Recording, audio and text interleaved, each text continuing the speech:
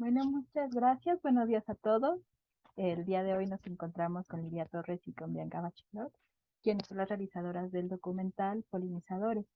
Entonces, primero que nada, agradecerles mucho su participación, que nos den la oportunidad de conocer de viva voz pues acerca de su trabajo y lo que este ha significado para ustedes.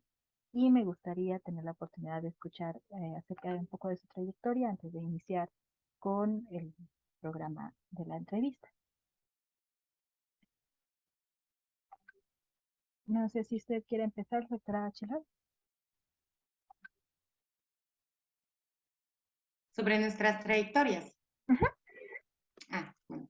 Bueno, pues yo me llamo Bianca Bachelot y soy actualmente doctorante en estudios latinoamericanos de la UNAM.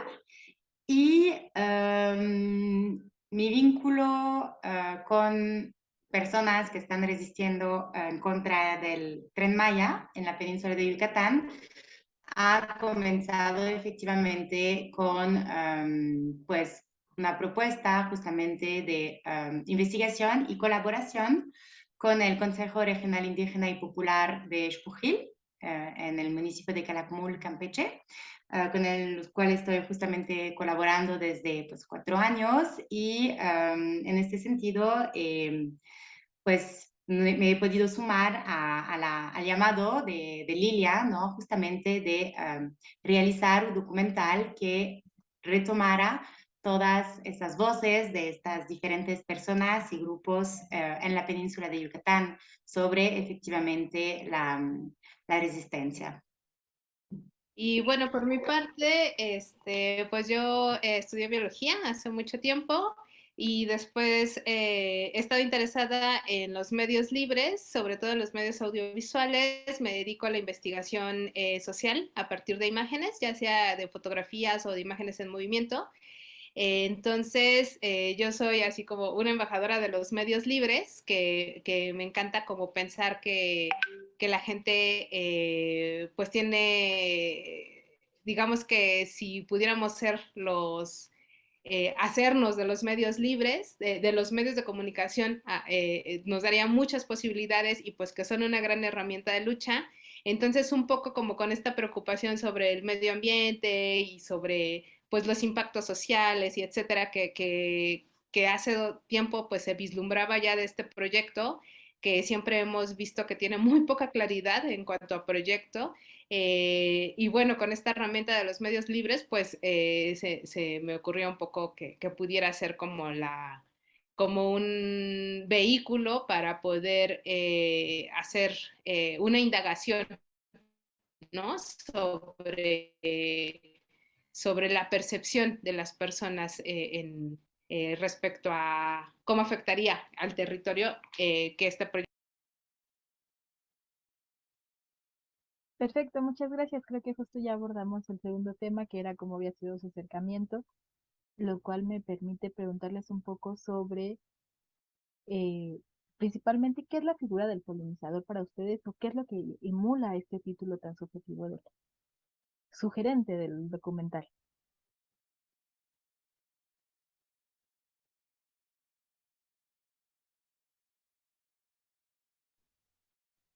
Bueno, pues la figura del polinizador ha ido aflorando a medida que íbamos justamente viajando, atravesando la península y bueno, que las diferentes personas nos compartían sus diferentes testimonios. Apareció esta figura del polinizador como un hilo conductor, porque finalmente todo lo que nos contaban ellos desde sus sentipensares, pues eran palabras que constituían mensajes y lo que queríamos todos y todas era que estos mensajes, estas palabras, empiezan a converjan en el documental, pero finalmente empiezan a volar, a esparcirse, ¿no? Para justamente dar pie a nuevos mensajes y a nuevas propuestas y palabras de resistencia, ¿no? Que pudieran volar, esparcirse y llegar en diferentes espacios.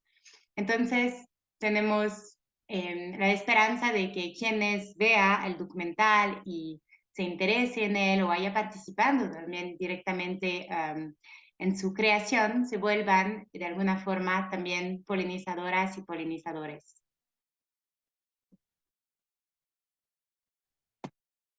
También lo pensamos como una metáfora que nos permitía audiovisualmente poder generar una idea del territorio, ¿no? Porque sin duda, no solamente la gente que aparece en el documental, sino también el territorio básicamente son los protagonistas, ¿no? Entonces, ¿cómo hablábamos del territorio que de alguna manera, pues, para poder escucharlo y verlo, pues hay que observarlo, ¿no? Entonces, esa metáfora de los polinizadores nos permitía hacer como una simbiosis, como una trenza entre la parte social y la parte biológica, porque entonces esta metáfora de dispersar la vida como que se entrecruzaba, ¿no? Con la parte de los elementos ya sea no vivos, como podría ser el agua o podría ser una cueva, o lo que consideramos no vivo en la cultura occidental, con la parte biológica, que bueno, son los animales, las plantas, etcétera, y la parte social, ¿no? Entonces, esta metáfora justamente nos permitía como meterlo todo en una trenza, en un remolino, que pudiera pues tener una conversación en la que justamente el territorio fuera expresado de otra manera. Ahora, pues ya como en términos más estrictos quizá, pues evidentemente los polinizadores son los que llevan el polen de una flor a otra flor, ¿no? Y bueno, aquí es, pues sí, una metáfora que a lo mejor no es tan cabal con todas las propuestas que tenemos. Por ejemplo, una de los elementos que hay efectivamente es una cueva, u otro elemento es una laguna, que bueno, quizá poco tengan que ver con el asunto de polinizar, y a lo mejor algunos animales son más dispersores de semillas, pero la metáfora tenía como núcleo, digamos, el asunto de la vida, ¿no? De cómo dispersamos la vida, y se nos hacía más adecuado la figura de un polinizador que la figura de un dispersor, porque a veces pensamos la dispersión como algo que desorganiza, ¿no? En cambio, el polinizador uno lo nombra y se imagina las abejitas o el colibrí o cualquier cosa que justamente va llevando la vida o haciéndola posible de un lado a otro, y que además tienen un papel súper fundamental en los ecosistemas, y que son especies clave siempre los polinizadores, como por ejemplo los murciélagos, de las cuales además la vida tal como la conocemos en el planeta, pues al ser especies claves dependemos, ¿no? Entonces creo que como que un poco nos agarramos de estos hilos para tejer esta metáfora, aunque sí, bueno, pues la vida desborda lo que es la polinización.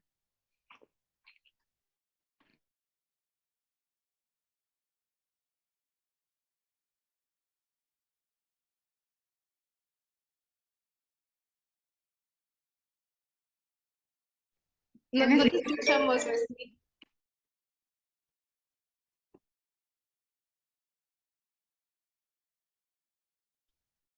Listo. ¿Me escuchan un poco mejor? Muchísimas gracias.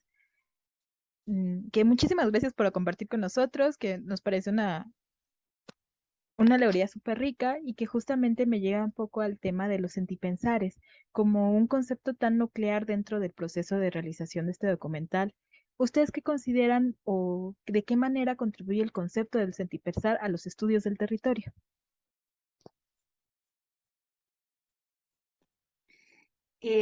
Pues abordar los estudios del territorio desde las personas que viven en este territorio, lo ocupan, lo defienden, desde sus sentipensares, en este caso, pues permite adentrarse en este territorio desde una manera mucho más sensible, compleja, y creemos también permite expresar la fragilidad también de este territorio, ¿no? Porque finalmente se habla de los sentipensares ante la amenaza del Tren Maya en este momento, ¿no? Entonces, nos permite escuchar una representación, digamos, anfibia de lo que es el territorio, en el cual se comparten informaciones, pero muchas emociones también, que son las que genera la relación específica que va a tener cada persona o cada colectivo con este territorio, ¿no? Entonces, pues nos han compartido que efectivamente ha representado un interés particular para quienes dieron sus testimonios, porque finalmente no fue abordarles preguntándoles qué hacen, ¿no? Pero finalmente para que ellos nos pudieran hablar de por qué lo hacen. Entonces entramos en dimensiones mucho más íntimas, ¿no? Pero que dentro de las cuales también se van abordando las grandes problemáticas a las cuales se ve enfrentado actualmente ese territorio. Entonces, otra vez, o sea, siempre es un enlazar, ¿no? Pues de sentires, de pensares, donde se comparte mucho y también se comparte en términos visuales y el lenguaje audiovisual permite retratar esos sentipensares, porque justamente una de las preguntas, aunque no fueran entrevistas, pero una de las preguntas, digamos, alrededor de las cuales se han articulado los testimonios, una de las solicitudes más bien era que ellos y ellas empezaran a dialogar justamente con algún elemento, ¿no? De esta naturaleza con el cual ellos y ellas tengan algún vínculo. Entonces, pues esta propuesta inicial dio pie a diferentes configuraciones muy bonitas, ¿no? Donde hablan a la cueva, a un jaguar que se encuentran en la selva. También una testimoniante va buscando, ¿no? Sus abuelas en un mural. Y pues esas son dimensiones esenciales de la resistencia, porque la resistencia se plantea también desde la mayanidad, también desde la ancestralidad, ¿no? Y pues todo un conjunto de elementos que hacen que nos sentimos parte de un territorio y que efectivamente esos megaproyectos, sea cual sea las justificaciones que les van dando, las cuales cambian igual según los colores políticos o las tendencias, pues nada puede desarraigar este enlace tan fuerte con este territorio que expresa el sentipensar y desplaza, en nuestro parecer, la narrativa oficialista que legitima esos megaproyectos.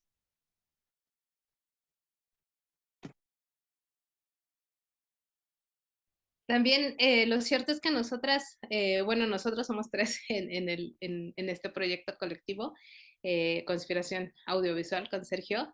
No teníamos las posibilidades de estar mucho tiempo en la península, entonces necesitábamos, y tampoco como la posibilidad de los periodistas, que son periodistas de investigación, que hacen investigaciones muy profundas, y que además este tipo de productos ya existen, algunos están circulando y nosotros pensamos que quizá hacía falta no solamente enfocarnos en el asunto del conocimiento que evidenciara, digamos, que cómo está construido el proyecto o cuáles son las características del terreno o qué pasa solamente con determinados efectos que podría provocar, sino también pensábamos como en el sentipensar como una categoría de conocimiento válida en el cual las vivencias de las personas dentro del territorio reconocerlas como un aporte, ¿no? Un aporte que nos permite entender cuáles son las relaciones que la gente entabla con ese territorio, más allá de habitarlo, o sea, es decir, de realizar su vida cotidiana sobre él o de estar utilizando los recursos naturales o de desarrollar ahí sus actividades económicas, existen otras dimensiones con las cuales nos relacionamos con el territorio y que muchas veces son esas múltiples dimensiones, como lo señalaba Bianca, que hacen que la gente tenga esta necesidad de generar una defensa del territorio, ¿no? Una defensa de la selva o de las lagunas o etcétera, y que justamente vea otros, o ponga sobre la mesa otro tipo de valores que pondera y que hacen que se determine, que diga no estoy de acuerdo con este proyecto, ¿no? Es decir, no solamente entender las razones por las cuales, en términos de la racionalidad, sino también entender otros valores que nos conforman, ¿no? No es posible nuestra experiencia en el mundo, ya lo decía Faiz Borda, solamente pensando en lo racional. Tenemos otros valores que están conformando otras formas de relacionarnos con el mundo. Entonces, esta categoría de sentipensar justamente nos posibilitaba entender cuáles son esas razones de la gente para la defensa del territorio a partir de reconocer que es una categoría de conocimiento válida y que justamente son ellos quienes habitan este lugar, pues quienes por sus propias experiencias y vivencias llegan a tener estas razones particulares, ¿no? Perfecto, muchas gracias. De igual manera, y creo que va muy de la mano, ¿considerarían ustedes que la autorrepresentación es parte de un ejercicio político?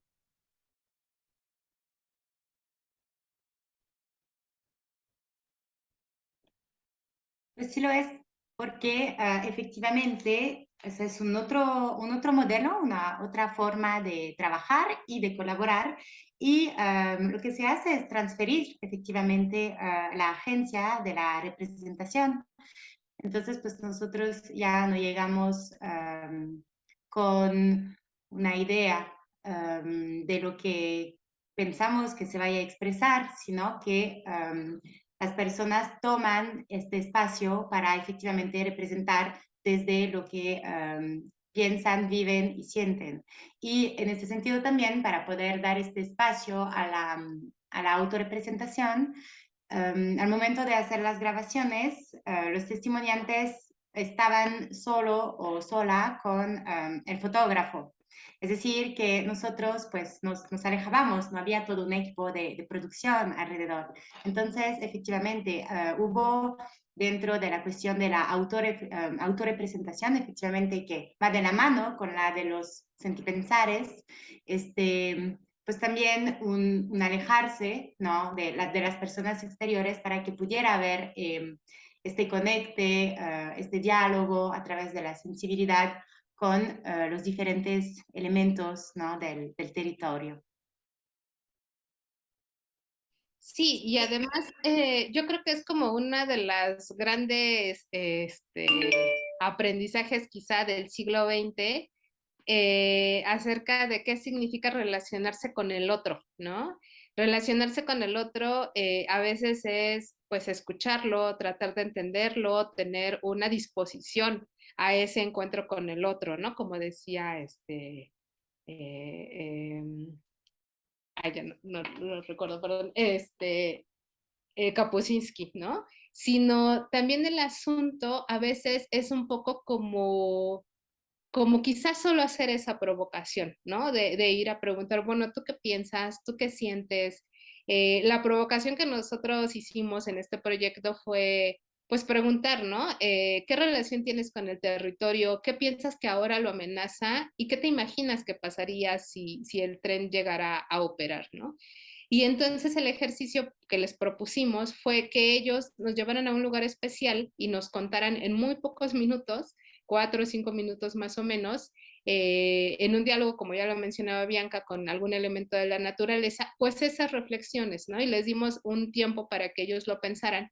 Entonces, en este momento ellos podían hacer el asunto de administrar lo que ellos estaban diciendo, poner ahí su pensamiento meditado en el lugar donde ellos querían mostrarnos, compartirnos ese territorio y además aparecer frente a la cámara también como ellos querían, ¿no? Entonces, en ese sentido, nosotros no fuimos como a documentar una realidad, ¿no? Es un documental porque habla de personas reales en una situación real, que es este asunto de la defensa del territorio y de pensarlo, pero con una gran posibilidad de ceder este asunto de la autorrepresentación para nosotros como dar un paso atrás y poner solamente los elementos técnicos y claro, articular el discurso audiovisual ya después en la postproducción, pero poder ceder como este espacio para que la la situación fuera más como una coparticipación, ¿no? Como una co-construcción. Nosotros ponemos las cámaras, ponemos el sonido, que como que todo esté bien,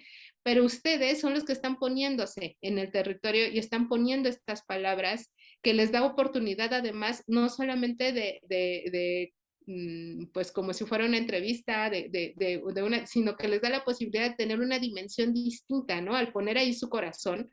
O sea, este asunto que platicaba ahorita Bianca de que, bueno, nos íbamos, claro, nos íbamos porque lo que les habíamos propuesto era un ejercicio difícil, ¿no? Que era poner ahí su corazón y hacer un diálogo con la naturaleza, que es algo que no hacemos cotidianamente o que cuando lo hacemos en soledad y lo hacemos introspectivamente, ¿no? Entonces era un ejercicio que quizás incluso en algunos casos que ahora que hicimos este ejercicio de devolución, nos comentaban y nos decían, es que es un ejercicio que nosotros no nos habíamos planteado, ¿no? Y que un poco pues nos sorprende y nos ayuda también a nosotros desde esta puesta en situación, darnos la oportunidad de tener ese diálogo y de tener esa reflexión, ¿no? Entonces creo que también es en parte una investigación y un descubrimiento para los propios actores sociales bueno, que en este caso fueron los testimoniantes, ¿no? Perfecto, muchas gracias. Me encanta que las respuestas han ido muy concadenadas con las preguntas. La siguiente pregunta que me gustaría hacerles sería, ¿cuáles son los aprendizajes que adquirieron durante la elaboración y la presentación del documental? No obstante, viendo que tenemos 10 minutos, no sé si desean que continuemos y bueno, ya cuando nos salga la sesión volver a entrar en la misma liga. Perfecto. Bueno, entonces les cedo la palabra. Retomando, la pregunta sería, ¿cuáles son los aprendizajes que fueron adquiriendo durante la elaboración del documental y bueno, posteriormente durante su presentación? ¿Se han sentido que ha cambiado de alguna manera también su noción acerca de este evento?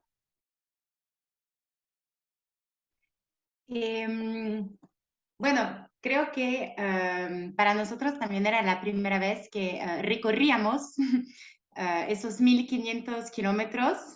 Yo no había atravesado 5 estados, ido en tantos lugares, estudiando también sobre las características, al menos para llegar con un poquito de información, ¿no? Y las características de esos territorios, pero también cómo se vinculaban con la resistencia en contra del tren. Entonces, bueno, fue muchísima distancia en poco tiempo, pero fue inmenso porque en cada lugar donde íbamos con un propósito, íbamos a encontrar estas diferentes personas que conocían, vivían este territorio y que, bueno, pues nos abrieron los brazos, los corazones, nos compartieron efectivamente todas sus palabras